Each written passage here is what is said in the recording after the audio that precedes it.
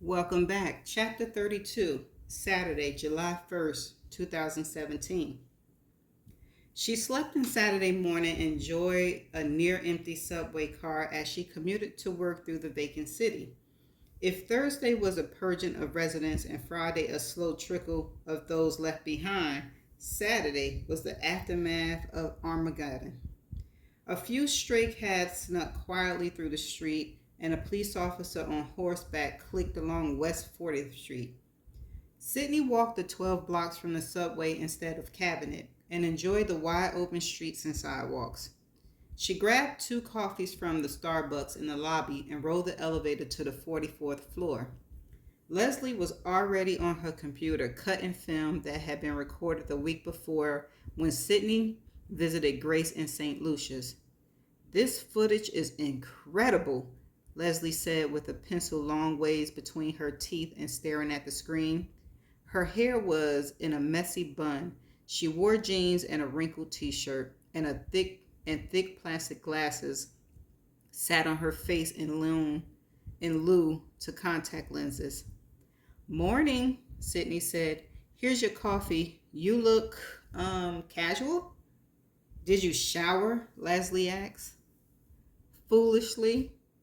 "This place is a ghost town. Who are you trying to impress?" "I forgot how empty it would be. What are you looking at?" "Your footage from St. Lucia's. You took it on the handheld, but it's great quality and we can do a lot with it. Plus, it looks urgent." "Exactly. This is going to make a great episode. Even what you shot on your iPhone looks good. I made it a little grittier, just the way you like it. Check it out." Sydney sat down and looked at the computer screen. Leslie had put together an animation of the scene as the St. Lucia's detective described it in the original report, coupling it with the 10-year-old footage taken by St. Lucia's authorities. She touched the screen and a scene played out on a monitor. In it, a man stood near the edge of a bluff and a woman approached him from behind. She raised a large boat oar and struck the back of his head. The footage was gritty and dark with blue hues and grainy contrast. "So, this depicts the suggested way Julie and Chris was struck. We found a couple of C-list actors to reenact the crime scene, but we also put together an animation that will show several variations. So, if we piggyback off of what we learned from Dr. Cuddy's episode, we know Julian was 6'2" and Grace is 5'3". The first animation shows that in order to create the skull fracture in the superior and posterior aspect of Julian's head, she would have had to swing the oar in an awkward overhead manner, like swinging an axe to chop wood." "That's a nasty visual you just gave me." "Sorry," Leslie said, hitting the touch screen. "This is the animation of the overhead swing." They each watched the screen and the animation version of the short woman swinging a large oar, more than 6 feet in length, over her head to strike the back of a taller man's head. We compare this next to Dr. Cuddy's demonstration on the cadavers. As of today, there are over 10 million views on her swing on YouTube. So let's ride that wave and show it again on Friday's episode." "Agreed," Sydney said. "Then we'll replay Dr. Cuddy's explanation of why the oar in question could not have been the weapon used, and end the episode with footage of your trip to St. Lucia's and the blow-up of the proposed bloody room and bleach cleanup. But we'll leave it hanging there. We won't get into a full explanation of the blood and the bleach until episode 7. And reviewing all the footage you took in St. Lucia's, we've easily got enough to cover 2 installments. That includes this coming that includes this coming Friday, episode 6, and part of episode 7. 3 episodes left after that to wrap everything up nice and tight. I love it, Sydney said. What the hell time did you get here? Early. I couldn't wait to get going on this. The city is empty and I'm feeling productive. I might work every 4th of July weekend. I feel guilty for sleeping in. Please. You went to Raleigh to get the footage of Dr. Cuddy and to St. Lucia's to follow up with Grace. I owe you some hours. Leslie took a sip of coffee. Hear anything about the ratings from last night? Sydney shook her head. Not yet. All the suits are at their mansions on the beach, so they probably won't tell us until they get back. Did you watch Luke's special? No. Leslie said, I turned on the Yankees game after girl ended, and I hate baseball. But I'm sure tons of old people couldn't wait to watch another old person talk about the history of the White House over a patriotic weekend. We don't want old people. Strike that. We want everyone. But our demo is under 45 and we're killing it. 18 to 25, our numbers are ridiculous. And once these episodes air, Leslie pointed at the screen, every one of them will be hooked until the end. Hell, I can hardly wait to see it, and I'm putting it together. Okay, Sydney said. I'm officially motivated. Move over. Let's figure out the back half of episode 6. Who knew it was so nice to work when everyone else is on vacation? Yeah, if Luke Barrington could do his show from his house in the Hamptons for the rest of his career, I'd be a much happier person. That's the end of chapter 32. Chapter 33. Saturday, July 1st, 2017. The members of the President Cabinet were not typically allowed to enjoy holiday weekends. Even if they managed to escape to a beach or lake house, their phones seldom stopped buzzing. The world, it seemed, didn't stop to remember American history. So it was that Bev Mangrove, the acting assistant attorney general, had the inevitable task of intruding on her boss's weekend. She'd taken an early morning flight into Raleigh, Durham, and was now snaking through mountain roads on her way to Summit Lake, North Carolina, where Cooper had planned to spend the week in isolation, away from politics of Washington, D.C., and isolate from the president and his staff and the problems of the country. Bev was not happy to be intruding on Cooper and his wife, but the situation could not wait. U.S. Attorney General Cooper had a millennium name, despite being north of 60. He spent his entire life correcting people who had called him Mr. Cooper. Now, most of his friends had grandkids named Cooper.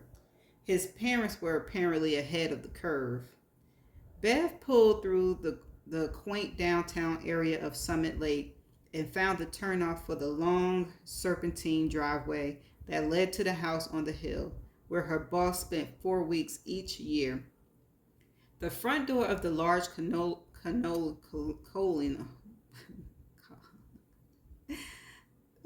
the front door of the large,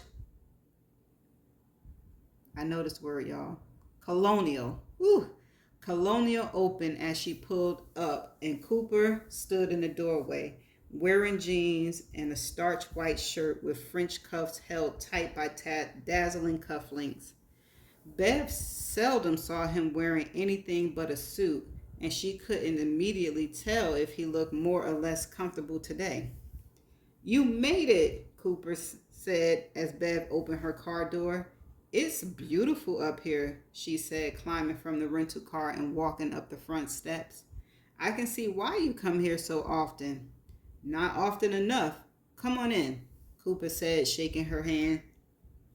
We'll head out back.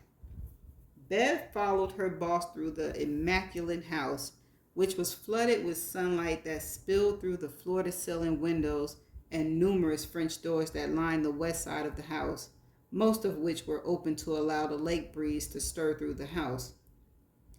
Cooper walked onto a sprawling stone patio out back. the view from which captured the lake and the mountains in the distance. Bev sat opposite him at the patio table, protected from the sun by the large umbrella. A sweating pitcher of sweet tea stood on a serving dish, and Cooper poured 2 glasses. The man, Bev knew, had sworn off liquors years ago. "So," Cooper said, "tell me what's on your mind." Grace Abold.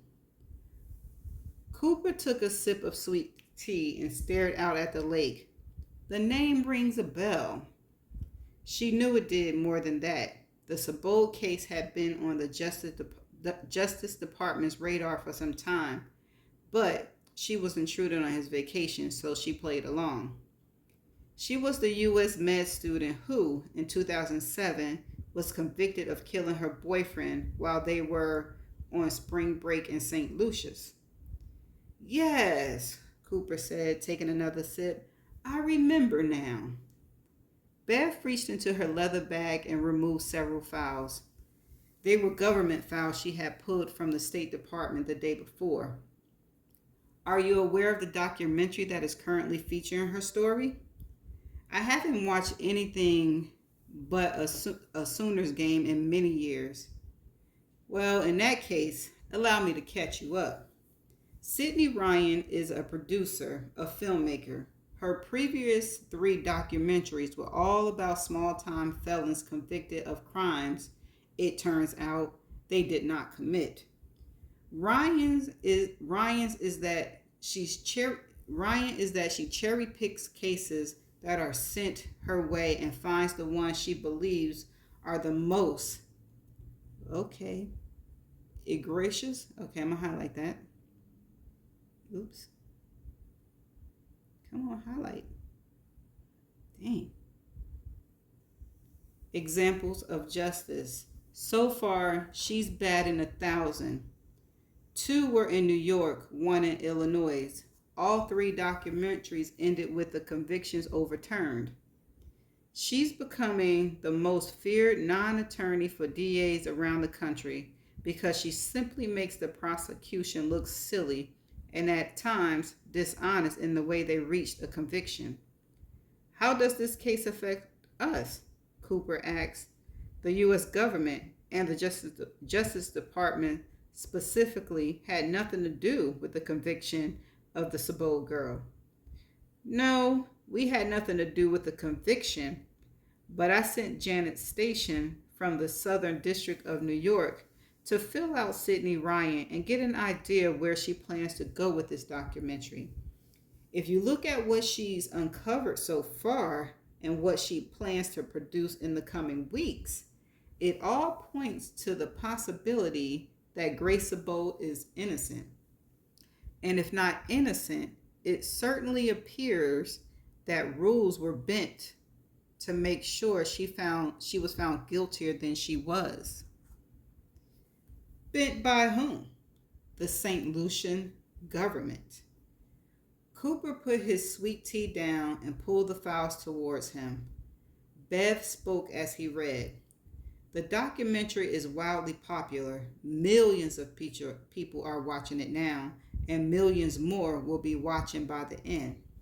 It's become a pop culture phenomenon, and I understand that popular culture does not dictate our decision, but our problem lies not in the fact that it is so popular, but in that the arc of the story will suggest that Sabold was wrongfully convicted of a crime she did not commit, and that a U.S. citizen has spent 10 years in prison in a foreign country because of this conviction."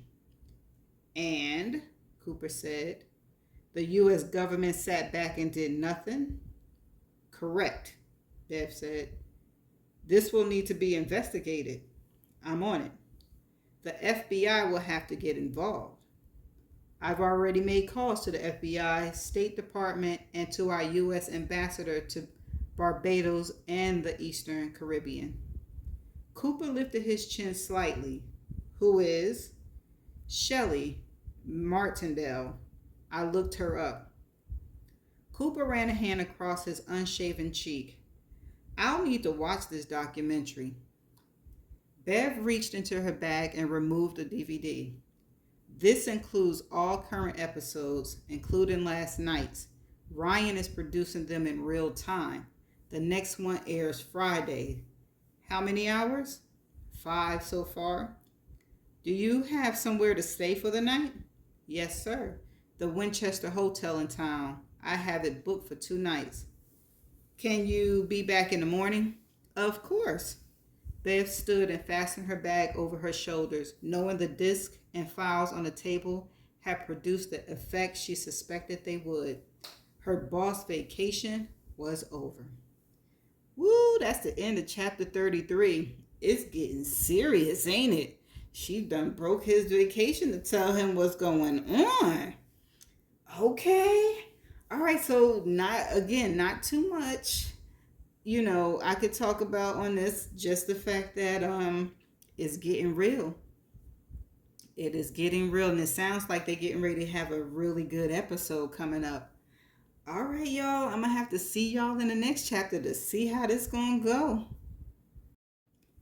I'm back. I forgot there was a word that I didn't know how to pronounce or the definition, and it is spelled Egregious, and this is how it is pronounced. Egregious. Ooh, I know that word egregious.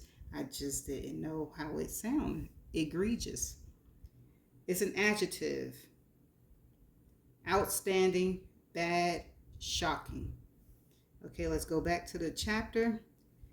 Ryan is that she cherry picks cases that are sent her way and finds the one she believes the most egregious example of justice.